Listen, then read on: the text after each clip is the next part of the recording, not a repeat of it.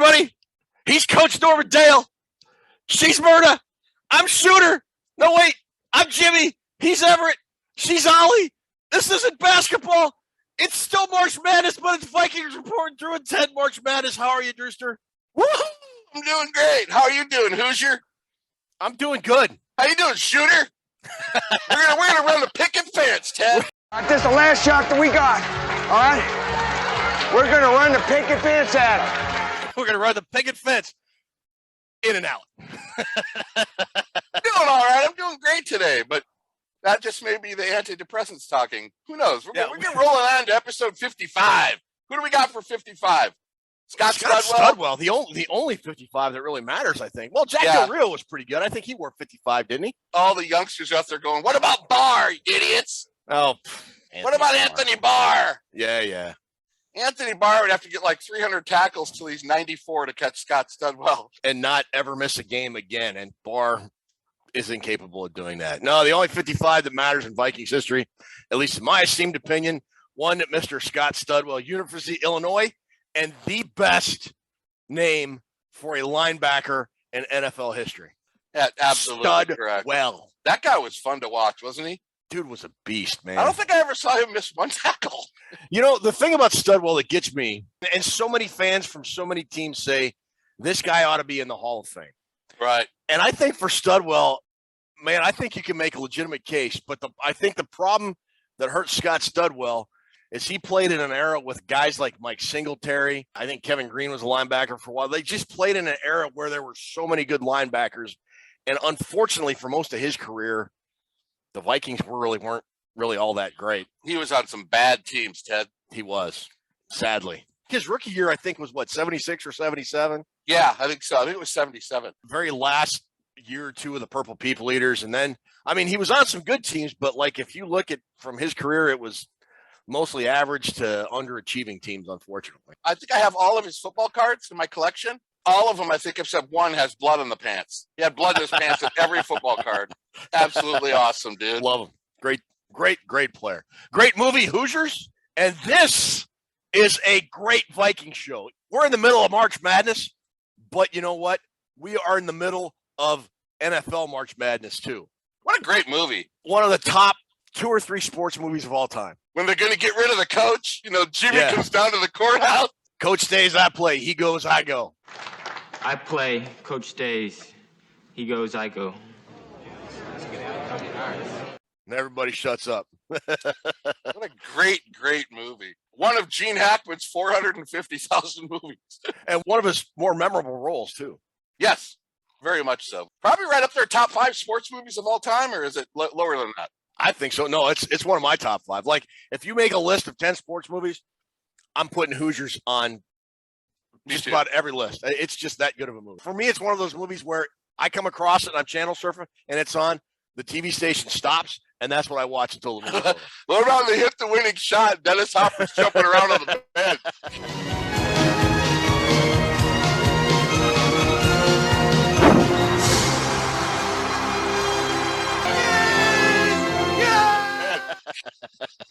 Drying out in the alcohol ward.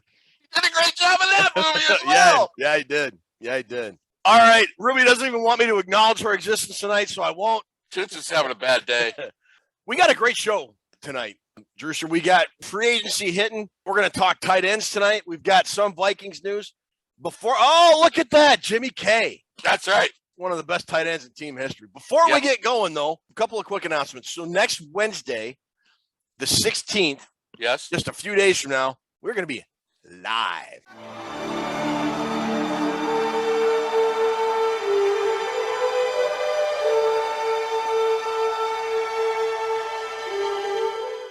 The first day of free agency, we're going to get our buddy Chris Gates on. We're going to do a Vikings Report Rewind, kind of talk about free agency. So the big news of the day, the legal tampering period begins, I think, Monday or Tuesday.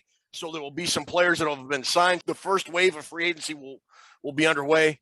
The Vikings have some moves they got to make to get under the cap, and they got decisions with players, and there's going to be some crazy ones, man. It's going to be wild. Chris Gates, I haven't talked to him in a while. Yeah, it's been a while. Although, and then I did just receive a prize in the mail. Chris Gates donated a prize for the Viking draft show because we're going to be giving away a lot of prizes. You know that, Ted. Oh yeah, yeah. What do he give? What do he donate? It's this Viking shirt with like the images on there, like artwork, like Bud Grant's face and all the different faces on there. It's it's super cool. He's worn it on the show before. I mentioned how much I liked it, and he bought one, and he's going to donate it to the prize vault. The Hawaiian shirt? Yeah. Take it out of the prize vault now. I will Venmo you $300. So thank you, Chris, for donating to the prize vault. Thanks, Chris. So we'll be doing a live show Wednesday, and we'll have an abbreviated show next Saturday. We're going to talk about offensive line and any news that might hit between Wednesday and whatever. So, and we have a special guest next week. We got a draft prospect that's trying to make a name for himself. We'll bring him on. We've got the interview next week with that as well. Cool. So we got a lot of stuff going on. And, the one thing – oh, wait a minute, Drew. Forgot one thing. Yeah, you better run with it. Run with it. Let's go. Can't believe you remembered it this week, Ted. I'm cooler than you are. So why don't you fix your little tight end problem and light this candle? He's right. Light this candle. All right, I'm cooler than you are. Why don't you fix your little problems and light this candle? He's right. Let's light this candle. He surely is. Light the candle. Yes. Resume the countdown. Yes. All right. Got a big show tonight. We're going to kick it off with a little bit of Vikings news. There's really not a whole lot going on in Vikings land. The news is going to pick up a little bit. But, Drew, one thing we all said when it was time to move on from Mike Zimmer and Rick Spielman, that it was time for a change. The Vikings needed change. And that change has begun, starting with head athletic trainer Eric Sugarman. Gone. Adios. Vamonos. Bye-bye. Choose. Later. Check you later. Gone. Damn, you got it loaded up tonight, bro. Did you hear what I said? We voted. You're out. Bro. Eric Sugarman, certified athletic trainer Eric Sugarman. Been around the Vikings for like 16 years, long time. Now they probably figured part of the gloom. Now, Sugarman has had some notable accomplishments as a Vikings trainer. He's the guy that got Adrian Peterson ready to go for 2012 after he tore his ACL, MCL, and I believe his meniscus in 2011, late 2011 season. Yeah. I don't know if you remember when E.J. Henderson broke, I believe it was his femur, his upper bone in his leg. He came back to play in the NFL after that, and it had never happened before. That type of injury, an NFL player had never come back and played from before.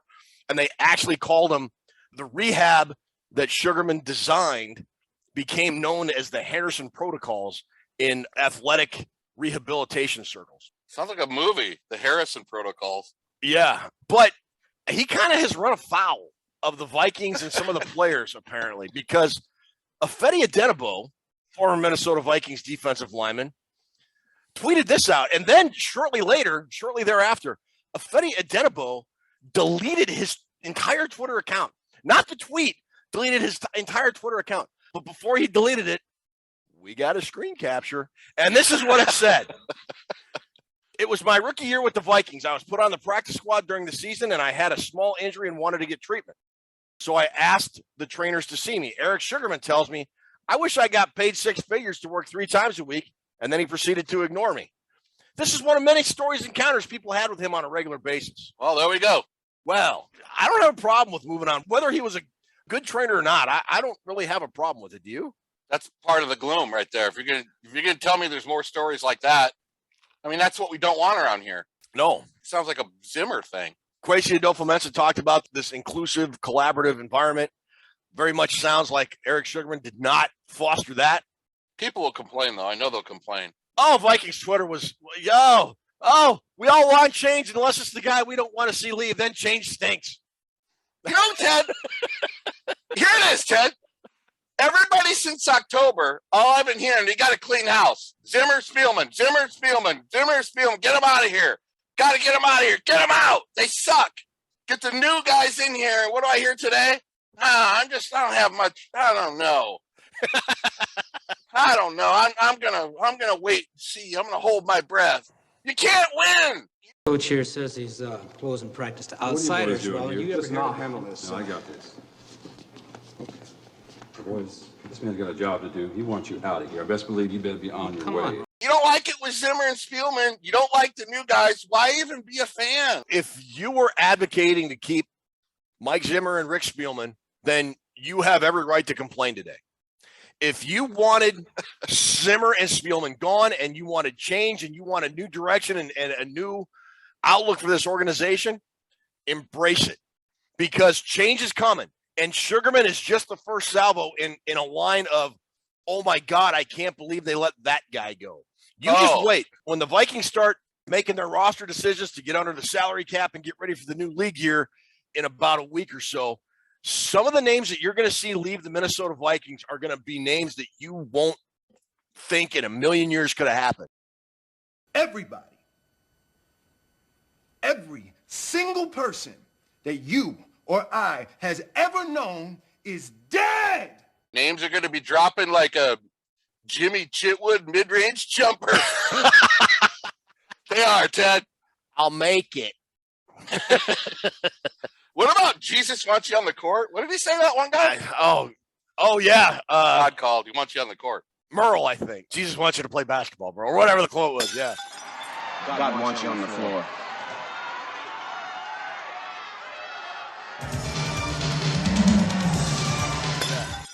Yeah, there's going to be some names going, but I don't understand it. You don't like the old, and you already don't like the new. Can we wait for the new to fail before we don't like it? I mean, come on.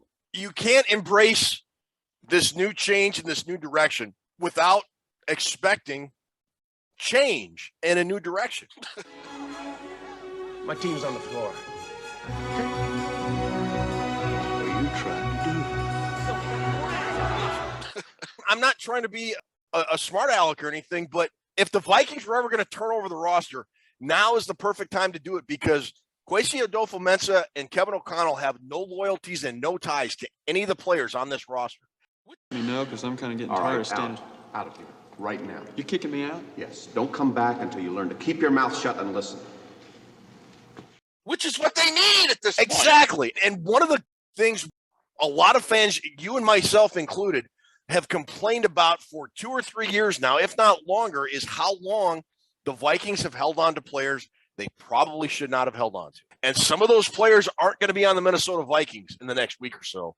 And the reaction is going to be funny. I think it's going to be funny. Oh, it's going to be all over the road. And I'm glad we'll be live next week.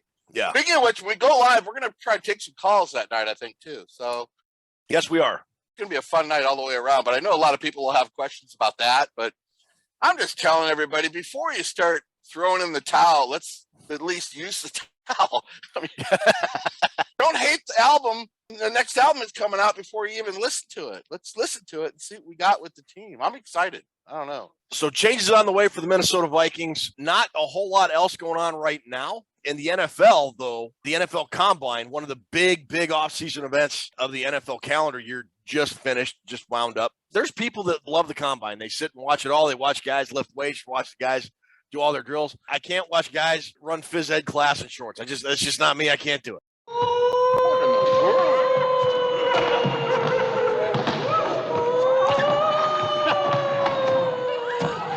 And that's understandable. There's a lot of dry, boring times. But you are a big Combine guy. What were your overall impressions of the NFL Combine? I like the Combine because it's really tied into football and it's become such an off-season thing. Yes. I watch a lot of them with the volume off because it's really annoying after a while. I like Rich Eisen, he's a good dude and everything, but you just like Rich Eisen because he went to Michigan. Yeah, that I'll give him that. And every time the Michigan player would come up on the screen, they had this really weak M yellow. You couldn't even see it. In Eisen, every time the Michigan player would come up, can we get that graphic changed? Maybe outline it with some blue? What were your overall impressions of the Combine? Did you like it? Did you not like it? What are your thoughts? The players that are playing themselves out and having bad combines, those are getting fewer and fewer by the year because it's guys prepare for it all year.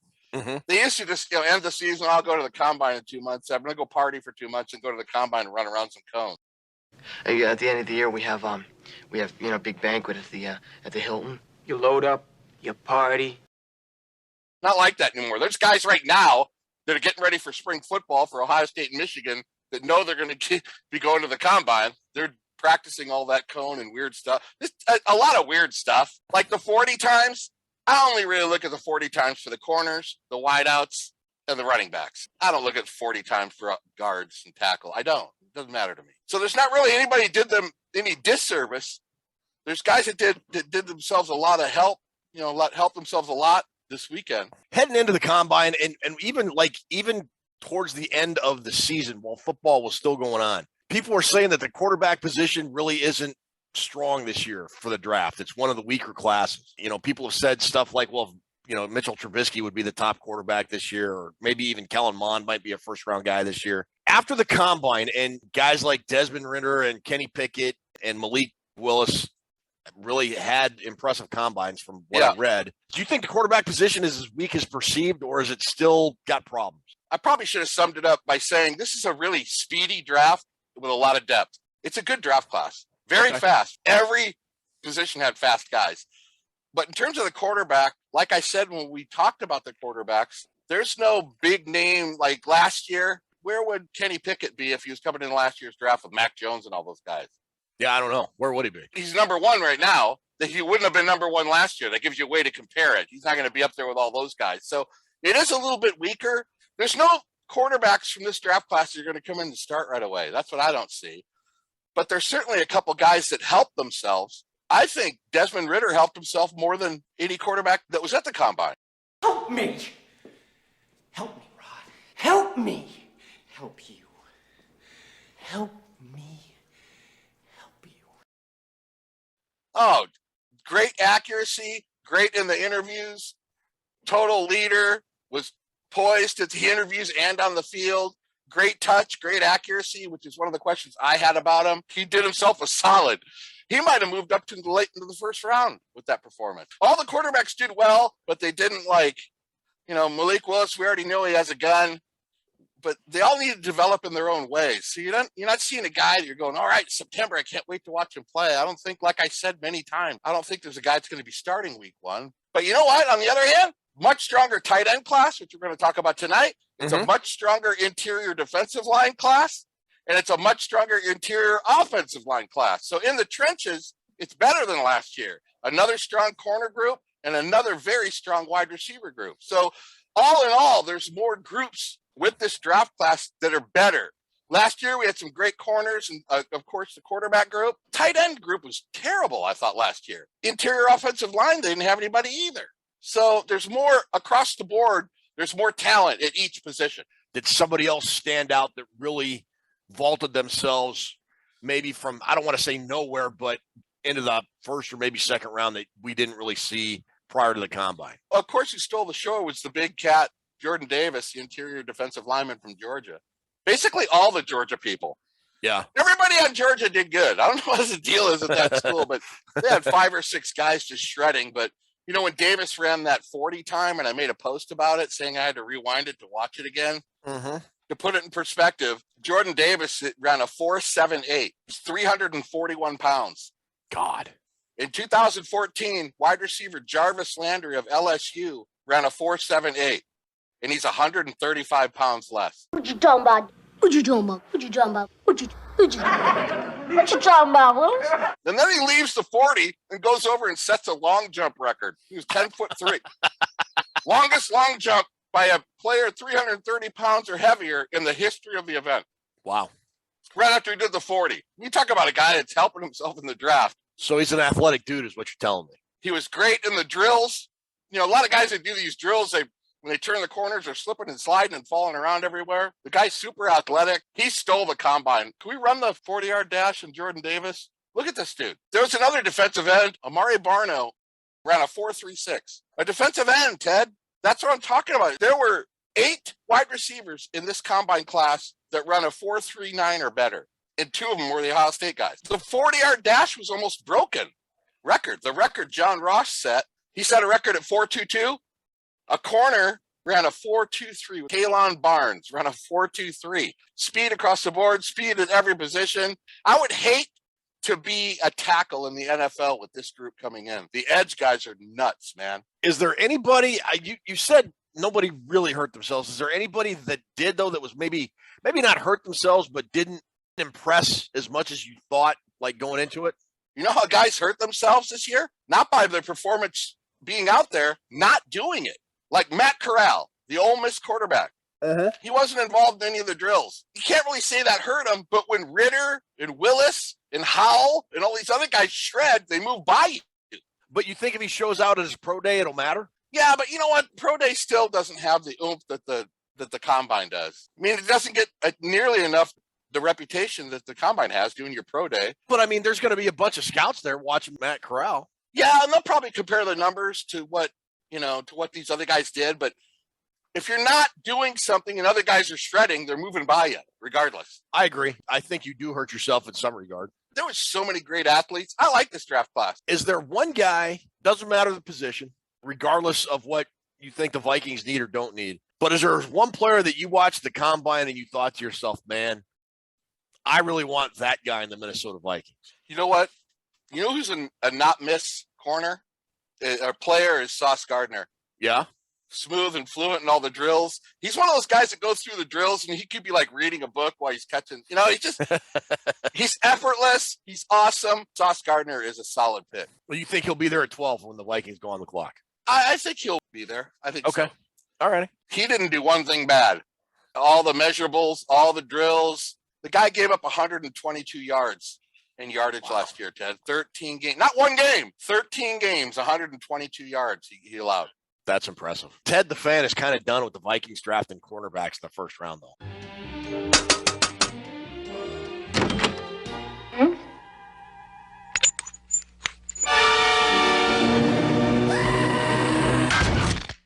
I've had it up to here with the likes of you people.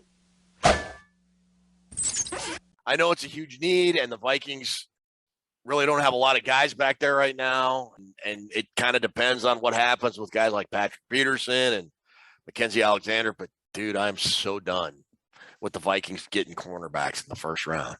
To be honest, I was watching the defensive guys more than the offensive because I think that this team is hurting defensively. You know, one thing that was more impressive to me was the play of the linebackers. How did Nakobe Dean look? He ran a little bit slow in the 40, but so did Devin Lloyd. That's not going to hurt him because they look so good in the drills, those two guys. Keep an eye on Trayvon Walker, the edge guy for Georgia. They got this drill with the two big dummies, which could have been me and you. Two kinds of dumb. Guy that gets naked and runs out in the snow and barks at the moon, and guy who does the same thing in my living room. First one don't matter. The second one you kind of forced to deal with. You and I were not in Indianapolis this past weekend, my friend. Well, they got these 5-foot dummies, you know, and they line them up like 4 feet apart. Then they have the defensive line, the edge guy get back, and then they fake snap, and then you hit it with your left arm. Then you hit the other pad with your left arm. That's basically supposed to be the tackle blocking you. And then they want to see your speed to the quarterback. So it's hit, turn, and run to the cone. They're doing it. And I see Hutchinson in the back of the line. He's looking at it.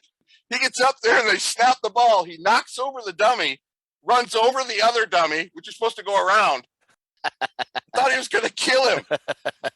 Guys, and said, well, there you go. That's what you get with, even at the combine, a Hutchinson's wanting to kill somebody. All right. So NFL combine is in the books. Teams got to start getting down to making some hard decisions. Beginning of the league new year, which starts on Wednesday, I believe it is. We will be there live to talk about it. Yes. But right now, we're not doing trivia this week. So what we're going to do is we're going to take a quick commercial break. Then we'll come back with the tight end position and then wrap the show up. Looking good, Bobby. They look very heavy. You tired, Betty? Well, I think I could... This ain't time for talking, Betty. This is the hour of power. Tick-tock, tick-tock, tick-tock. Oh! Tick-tock, tick-tock, tick-tock. Oh! Tick-tock, tick-tock, tick-tock. Oh!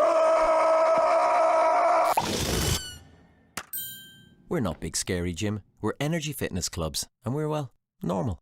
We're back, and this week our draft positional review, or our Vikings offseason positional review segment, continues. This week we're talking tight ends. We've talked quarterback, running back, wide receiver. We're up to tight ends now. And Drew, this is one of the more intriguing positions for the Minnesota Vikings as we head into the offseason. We'll put the guys up on the roster, and we've got Irv Smith Jr., Tyler Conklin, Zach Davidson, Ben Ellison, Chris Herndon, and Luke Stalker. And of those players, Chris Herndon and Tyler Conklin are scheduled to become unrestricted free agents. Chris Herndon is going to be one of those guys that is going to be looked at for years as one of Spielman's bad decisions. They traded, for those of you that don't remember, they traded for Chris Herndon right before the season started last year after Irv Smith Jr. tore his meniscus and was deemed out for the year. They traded a 4th-round pick to the Jets to get Chris Herndon. Oh. Herndon had 3 catches all year. Really didn't pan out. I don't see Herndon coming back. Do you? No. Oh. It just bugs me. It's some of those things you see in your life when you re-see it. It's like, yeah. Oh. And it's, it's not Herndon's fault that the Vikings traded a 4th-round pick for him. It's probably unfair that I look at it like that, But yeah, the guy had a fair amount of production when he was with the Jets, and the Vikings just 4 passes for 40 yards, 4th-round pick. Did have a touchdown. You did have a touchdown, Ted. You are correct. I got one little quick tidbit for you. One less touchdown than you and I had last year. That's correct. I was wondering how much compared to what O'Connell had with the Rams and Wes Phillips, how much they used the tight end. So I looked up both teams' usages of the tight end. It was damn near identical. It was creepy, dude. Was it really? All the numbers are so close. The Vikings targeted the tight end 96 times. The Rams targeted the tight end 94 times. Vikings had 67 catches and 96 targets for 645 yards and 4 touchdowns. The Rams had 615 yards and 5 touchdowns. Tyler Conklin was the leading receiver with 61. And guess how much Higbee had? 65. 61. Did he really? And both of those guys were 95% of those catches. Yeah. They barely used anybody else in the team. So what it tells me is what O'Connell and Wes Phillips are good with having one main go-to target, which will be Irv Smith. It seems like the same that what we've already done. That's my point of reading those notes up. So let's ask this about Conklin. Now, keep in mind, the franchise tag for a tight end is going to be about 11. It's like 10.8. Let's just round it up to $11 million. They're not going to drop the franchise tag on Tyler Conklin. That's not going to happen. Do you think he is going to be a guy the Vikings are going to want to bring back? Let's assume Irv Smith Jr. is going to be healthy and ready to go. Yes, and we want to give a shout-out to Irv Smith tonight because his father watches Vikings Report. Does he really? Irv Smith Sr. started watching us when Chuck Foreman introed our show. He made a comment about it. So really? Thank you for watching Vikings Report. And you know we're never going to rip on Irv Smith Jr. I hope your son is healthy and he can be a big-time producer for the Vikings this year. This is the year he's got to do it. So then you're thinking then with just kind of a go-to tight end, it's going to be Irv Smith Jr. and the Vikings are not going to bring Tyler Conklin back. I would love to have Conklin back, Ted. He wants starter money, $8 to $10 million. He's definitely deserving of that. He's earned his payday, especially what he did last year coming in here as a backup. I think the only thing that might slow the money down is there's some good free agents out there. Dalton Schultz, Waller, I think. Maybe that'll bring the price down a little bit for these other guys. But there's definitely teams out there that look at Tyler Conklin and go, that's our number one starter. And they can't pay him $10 million a year. No. 2 things Tyler Conklin has going for him is the numbers he put up last year in place of Irv Smith Jr. and the fact that he's only 26. He's a great player. So let's assume Tyler Conklin is too expensive for the Vikings to bring back. They want to go into free agency and get a guy, but when you look at the top guys like Zach Ertz and Jimmy Graham and Gronk and CJ Uzomah and Eric Ebron, those guys are looking at, money that Tyler Conklin is looking for. So you're going to have to go down to like your second tier of free agent, the $2 to $3 million range. Is there anybody down there that looks enticing to you by chance? To replace Conklin? As like a second tight end, or do you think they're just going to go maybe with a late round draft pick or look to backfill it with a guy like Davidson, Ellison, or Luke Stocker? Ellison is an interesting case, but we'll go over that in a second. I like Hayden Hurst. Probably biased on that because I did an extensive draft write-up on that guy when he was in college. I like him. Njoku just got tagged at Cleveland. They put the franchise tag on him. Gesicki, tremendous player. I like Jesse James, Ted. You know why? Why? Because he's got a real gunslinger attitude. Stop it. What about Mo Alley Cox from Indianapolis? Good player. Or Max Williams. Max Williams is a gopher. Max Williams was a guy, he's been hurt. He's got talent, but he might be a guy, like if you decide you can't afford to bring Conklin back, Max Williams might be a guy to look at. The Packers had a dude named Robert Tonyan Jr., who was lighting it up for the Packers. He tore his ACL, I think, right about mid-season. Tanyan was really starting to make a name for himself when he got hurt. I agree, but he wants to be a starter. How often are they in the 12 personnel, the Vikings? I don't think it's going to be what it was with Clint Kubiak and Mike Zimmer and the emphasis on the run. I think they will, but I think it's going to be a lot more 3 wide receiver sets than we're used to seeing. I mean, the Vikings were one of the fewest 3 wide receiver set teams in the NFL the last couple of years, like 29, 30%. I think that's going to go up substantially with O'Connell. I'm looking at 51 free agents, Ted. There's only 3 guys on this friggin' list that had more catches than Tyler Conklin. I know. He's going to get a good payday. Ertz, Gesicki, Dalton Schultz all had more. He's a 4th guy. Conklin was the 4th best receiver on this free agent list. I think Irv Smith is a known quantity. I think he's definitely a guy they want to keep. I would think Conklin is a guy they would want to keep too, but it's, we talked about the financials. Can they afford it? Or maybe Conklin is a guy like, no, he's got meat hooks for hands and 61 catches, whatever.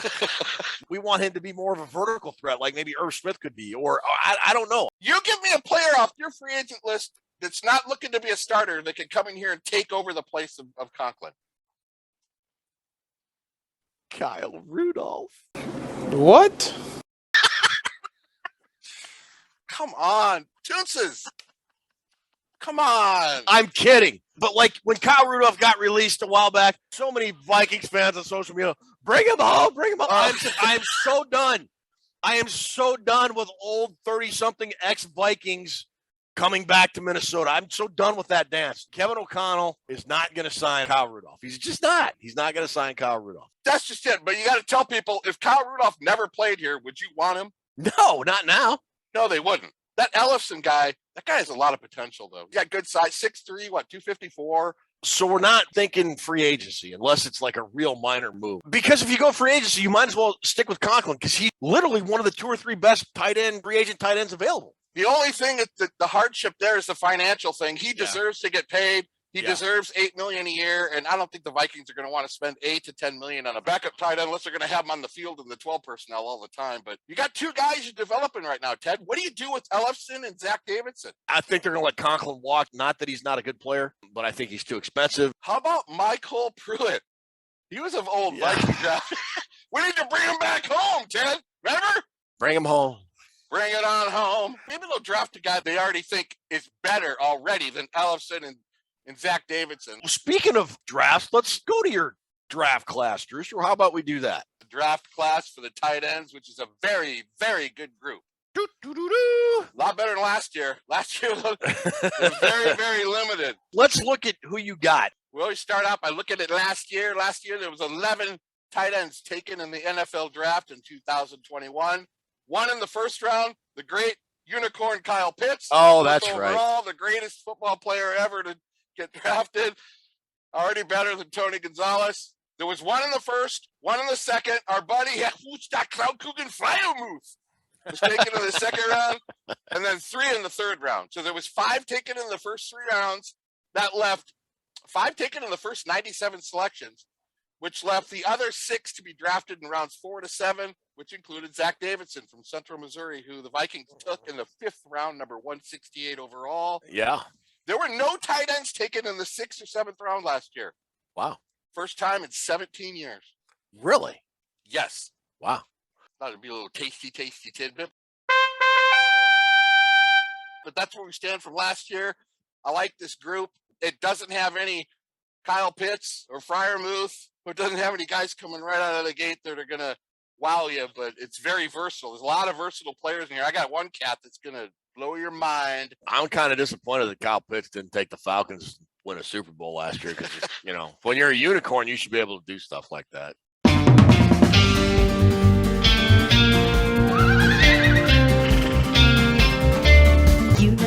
Unicorn. He's probably wondering who's going to place my bets now that Ridley's gone. Get a fall guy, man. Get a fall guy.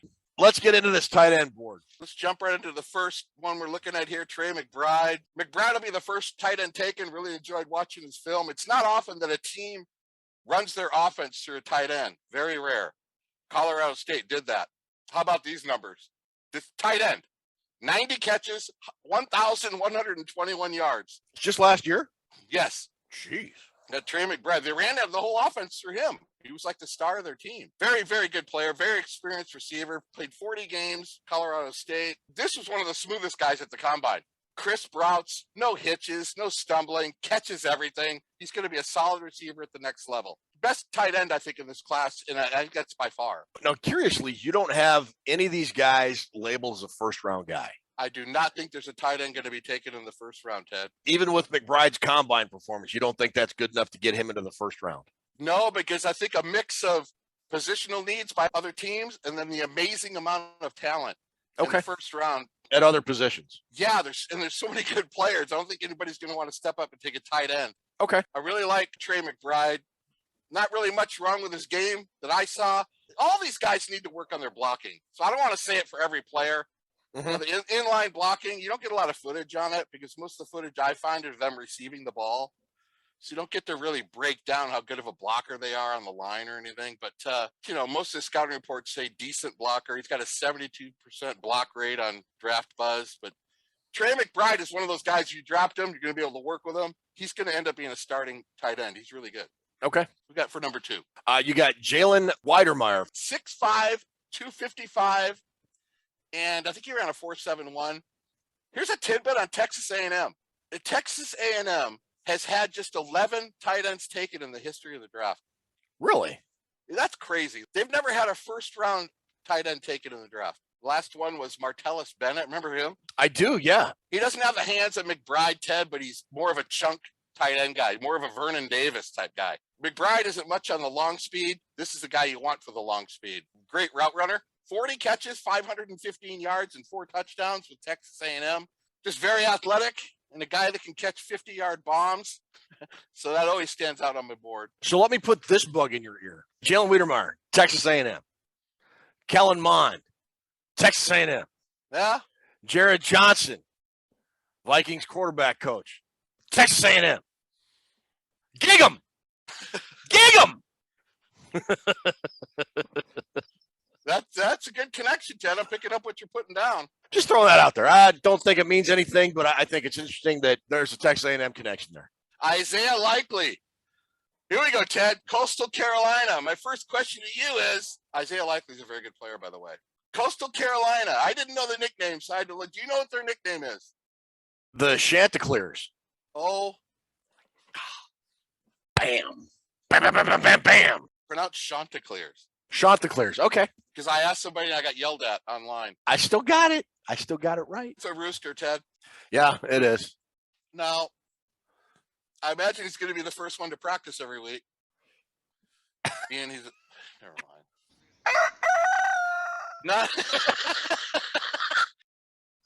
Not much of a blocker. If you're looking for a blocking tight end, this isn't going to be the guy you're going to be taking. But he's a hell of a receiver. We got good footage on him as we're rolling it right here. Some of these guys are just exceptional pass catchers, which we didn't have last year. Does need to learn, pick up the pace on the blocking a little bit. Had some good numbers with Coastal Carolina. 59 catches, 912 yards, and 12 touchdowns, Ted. 12. Wow. That is great. That was number 1 in the Sun Belt Conference, which is, I know it's very important to you, that Sun Belt Conference. It's not that it's the Sun Belt. I think guys that play, like Weidermeier plays at Texas A&M. Kate Otten plays at the Pac-12. Jeremy Ruckert at Ohio State. Guys in those Power 5 conferences, I sort of take numbers from like the Sun Belt or the WAC with a grain of salt just because the level of competition. Those guys can be playing across from a dude that has not even close to NFL skill and could just pile up numbers. His 12 touchdowns may have been 5 or 6 in the Big Ten. Maybe, yeah. I hear what you're saying. I like Likely.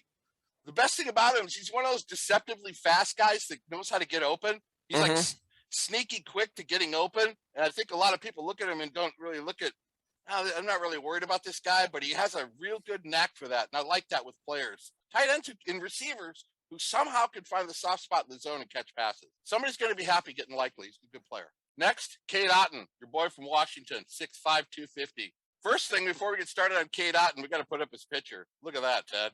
Whew. Have you ever seen a happier individual human being in all your life to be entering the draft? Look at Cade Otten's photo. Looks like he's living in some tall Cade Otten.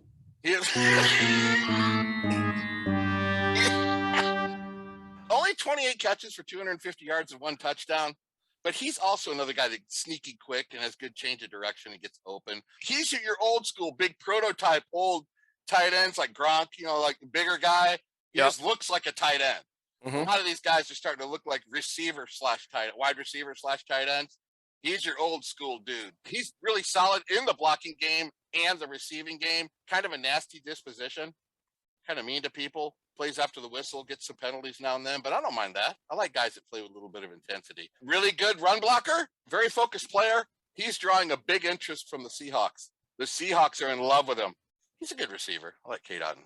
Jeremy Ruckert might be one of the best tight ends in this draft. I got the Viking alert on him, dude. I am fully impressed by this guy's tape and the fact that he played with 2 number 1 hideouts that hurt his production, but just because he couldn't get the ball, because all those other guys got the ball. He never got to play enough, but I didn't see any glitches in his game, Ted. That's the thing with Ruckert. You look at his numbers, you're like, man, they didn't throw him the ball a lot. Well, you're right, but considering this past year they had Jackson Smith and Jigba, Garrett Wilson and Chris Olave, all 1,000-yard receivers. In 2019, they had guys like KJ Hill and Benjamin Victor and Austin Mack, and they just have had tremendous wide receiver production to the point Ohio State didn't need to throw to the tight end. But I'll tell you, if you want to get a good feel at Ruckert's game, look at the 2020 national semifinal game against Clemson. It was the COVID year and all that stuff. And Ohio State had it handed to them by Clemson. And Ryan Day made a concerted effort to target the tight end early. Jeremy Ruckert had probably his best game as a Buckeye. He caught a couple touchdown passes. He made a couple one-handed catches. He was open, and he got the ball a lot that night. And I think it was a glimpse of what he could be in an offense if you want to use him or focus on the tight end position. He kind of reminded me when I watched his tape of Conklin, because he seemed to catch everything that came his way. And after he caught it, he wasn't just going to the ground. He was looking to make more yardage, and I like that. I don't think he's as big as Conklin, and I think he's a little bit quicker than Conklin. And he may have a little bit better hands. He is limited on his routes. He doesn't run a lot of routes. He runs like 3 routes. But, you get taught routes at the next level. But what I like about him also is that he didn't give up and transfer in this portal that everybody's looking into. Yeah. In high school, he caught 3,100 yards receiving and 37 touchdowns. Wow. Gatorade Player of the Year in the state of New York. Ruckert was number 31 on the ESPN 300. Now, to be a tight end and be number 31 on the ESPN Top 300, that's nuts, Ted. That means he's one of the most sought after tight ends in the nation. He knew he was going to be playing on an offense that's going to veer the ball off to the wide receivers all the time, and he stayed. There's got to be something said for people's attitude when they give the extra mile and don't just give up. He could have given up. He could have went and been a Rooster.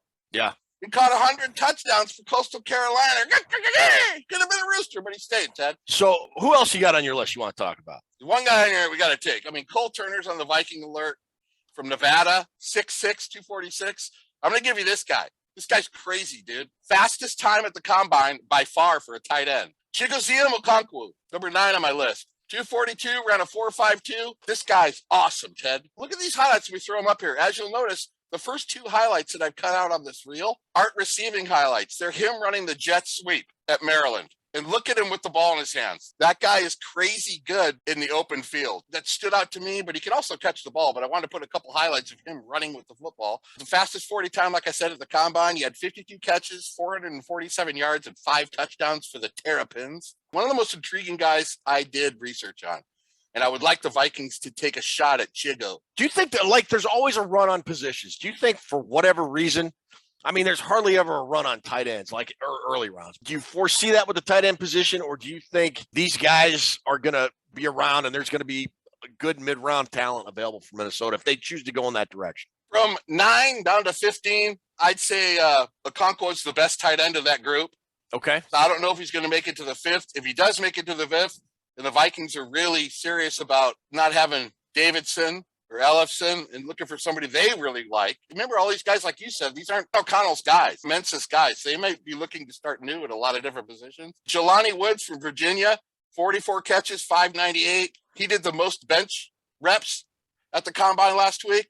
He did 24 reps. He's a very, very good tight end. Cole Turner, like I said, Daniel Bellinger, the San Diego State, very versatile. Another giant, 6'6", 255. There's like 3 6'6" guys. Land of the Giants for tight ends this year, Ted. Wow. James Mitchell. There's another guy you want to target. I do think that all these guys are going to be available in the 5th round. The thing that could possibly hurt the Vikings, and we've talked about this, we mentioned it earlier with the Chris Herndon trade, that 4th round pick, the Vikings are not going to have that. So if they were potentially looking for a tight end in the middle rounds, they may have to go early if they want to get a guy like you were talking about, a Conquo, or if not, they're going to have to settle for a guy probably later that would be more of a developmental dude. Maybe we could trade Herndon and get a 4th rounder for him. Well, he's going to be an unrestricted free agent, so that's nice try. Right.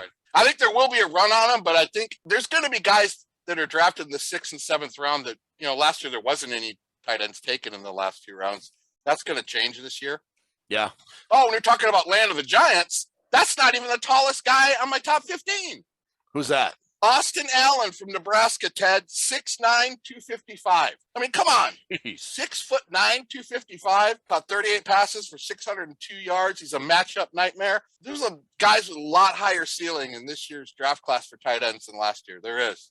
Some of these guys are going to be badass. And you like the overall talent in this year's class than last year's by far. Oh, yeah, leaps and bounds, Ted. But last year had a unicorn. This class doesn't have one. Yeah, but they got a Chanticleer. No unicorn, but a Chanticleer. All right. Anything else you want to say before we wrap up this segment? There's a lot of information on all these other guys, but I don't want to bore people to death with all the information. Charlie Kolar's a great player. Dulcich from UCLA. My buddy Nubs has him as number 2. I got him in number 7. He loves Dulcich. So it's a crapshoot all the way across the board, but I'm really anxious to watch and see where these guys go this year, Ted. So hopefully if the Vikings are in line for a tight end, they pick up Jeremy Ruckert. And if they want to make sure you want to get him, you want to get him in the 1st round. What? You might want to get him in the 1st round. Ted. I kid. If they took Jeremy Ruckert in the 1st round, even I would be mad. I think with no trivia this week, I think that's about a wrap for our show. Once again, folks, I want to say thanks for watching. Thanks for subscribing. We're like at 70. What are we at? Like 7,300 subscribers now. Thanks to everybody who's been watching. Ruby, I know you've been busy, so thanks for putting this together. And hopefully we'll get some trivia next week when you're not so busy. Drewster, thanks for bringing the heat on these draft prospects.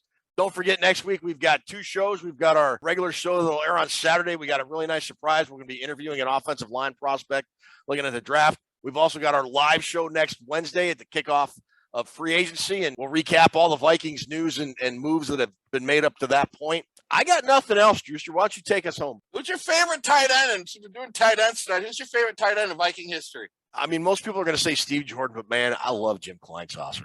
I got to interview Jim Kleinsasser once. It was like one of the top 2 or 3 highlights of my blogging/writing career. Steve Jordan was an amazing player. He was the first of the hybrid tight ends. He kind of introduced it to the league. So he's probably number 1 on my list. My number 2 guy, I have to go Joe Sensor, man. That guy was so good before he got hurt. So overlooked in Vikings history, too. Only Viking tight end to ever get 1,000 yards receiving in a season. Ted, always bringing information, man. Thank you to everybody who subscribes and you're watching the show tonight. Episode 55, the Scott Studwell episode, is in the books. Ted, thank you as always for the great job with your hosting here and carrying me, Toonces. Excellent work behind the scenes. You had a bad day. Everybody give it up for Toonces. She had a bad day today, but she's right here with us. We will see you next Wednesday for our live show with Chris Gates will be here. That's it for me. That's all I got tonight, Ted. Say good night, Ted. Good night, Ted. Ba-da-ba-ba-ba-ba-da-ba-da-ba-da-ba-da-ba-da-ba-da.